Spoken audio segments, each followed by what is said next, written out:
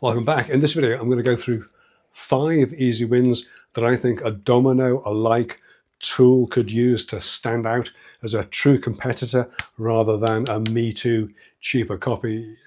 I think I might have actually just thought of another one, so maybe that's 6. Anyway, Festool's core patents on the Domino loose tenoning machine expire next month, I believe June 2026.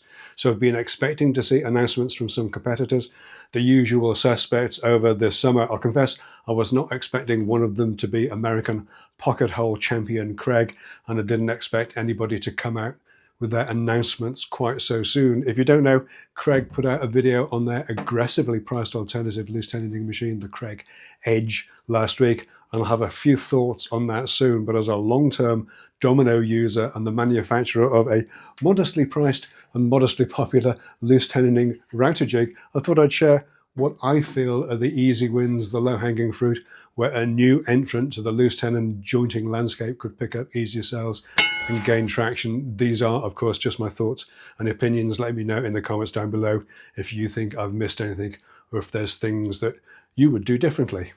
So the Domino is a fantastic tool, and until the recent refresh, it was essentially the same tool today as the one that I bought almost 20 years ago, a testament to how many things they got right at the start, of course, but it's far from perfect.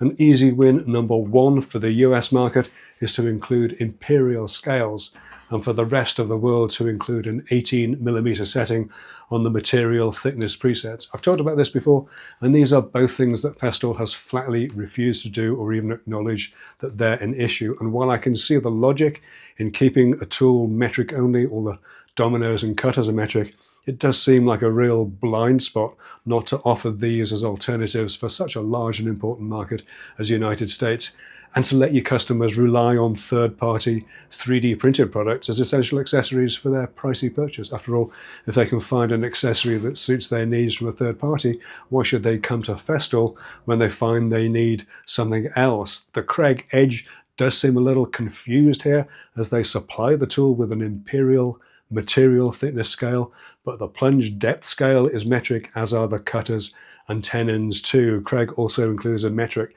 material thickness scale in the box that a user can swap out if they've gone metric, something that Festool could easily have done with a Domino if they had the will to do so. I'm not sure I'd call that one a win exactly for Kreg, but they score points at least for making the effort. Now, easy win number 2 is simply ergonomics. Make it handle better, be better balanced, be good for the user. Again, there are third-party D-handle solutions for the classic domino shape, and of course the new cordless and the XL dominoes have the handle built in. The cordless Kreg Edge, and it is cordless only, certainly for now. The Edge has the battery at the end of the body motor housing, which makes the body look very long. I'll get into the Kremlinology of this in another video, but by my reckoning, it's a good 100 to 150 millimeters, 4 to 6 inches longer than the Domino 500, longer even than the Domino XL. Combine that with a big base plate and fence, and you've got a tool that looks a little unwieldy, though the impression I had from the Kreg video was that it appears to be quite lightweight, and I don't think anybody would argue that the battery placement on the Kreg certainly looks much better than that on the cordless Domino. But the power button, the thumb switch on the Edge, doesn't appear to lock. If that's the case, that you need to keep the pressure on to keep the motor spinning, then this will not be a comfortable tool to use for any length of time, and that's quite a serious drawback, especially if your hands aren't as grippy as they once were. Easy win number 3 is to make the tool adjustable for third-party jigs and accessories. I've said before that the 2 threaded holes in the base of the Domino has, by accident or design, created a huge third-party ecosystem of accessories around the tool. Some are for specialist single use case jigs and guides, and some for accessories that improve the whole experience that only a user with hundreds or thousands of hours of time with the tool can come up with. It's trivial to include these at the design stage, but hugely valuable to both the manufacturer and the customer. The Kreg Edge does seem to have a pair of threaded holes in the base, and the tool does come with narrow stock guides and a Bigfoot style stability base.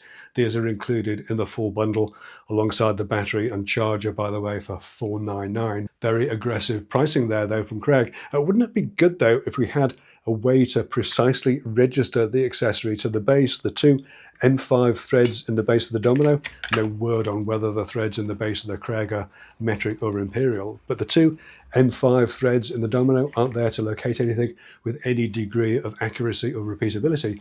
A simple pair of holes in the base that pins could drop into, or a housing or dado that a bar could locate in, that would be the real win here. Easy win number 4 would be to increase the plunge depth.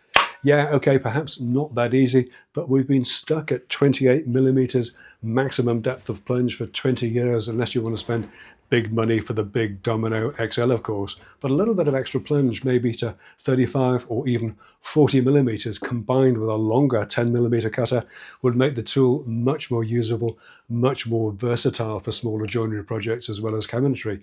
I've made small doors with 10 by 50 dominoes and they were fine, but I would have been a lot happier if I'd been able to use 10 by 70s or 10 by 80s for all its faults, and there were plenty of them. Part of the appeal of the old Triton Doweller was that it could plunge to, I think, 38 millimeters.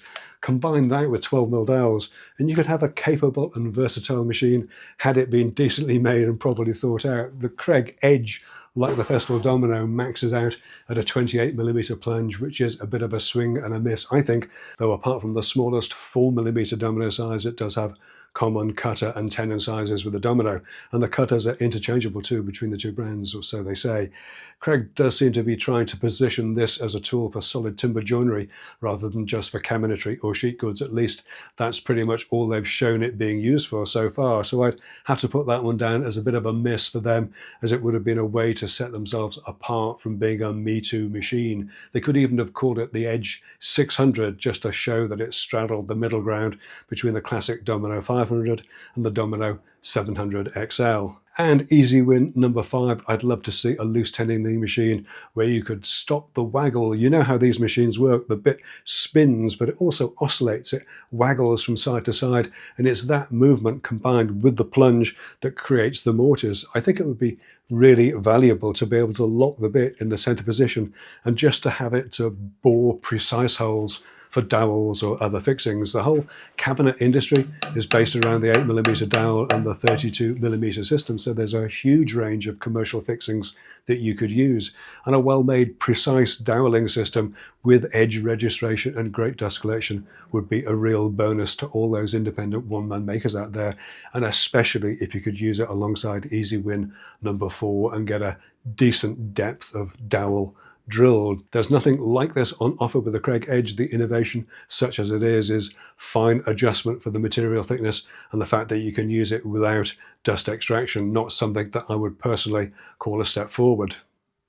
And easy win number 6, the bonus win, if you like. Stop trying to force your battery platform down everybody's throat and make the damn thing corded. I know I'm not alone in this because I've been keeping an eye on the comments section of the Kreg launch video, and at the time of writing there's well over 500 comments, and I'd say half of them are all complaining about it being cordless only. Battery fatigue is real, and I don't mean swapping out the dead cells in your knackered NiCads. The impression that I get is that lots of folks would rather forgo a product than commit to another battery platform, and I definitely saw this reaction when I did my Festool table saw video. That clearly hasn't gone away.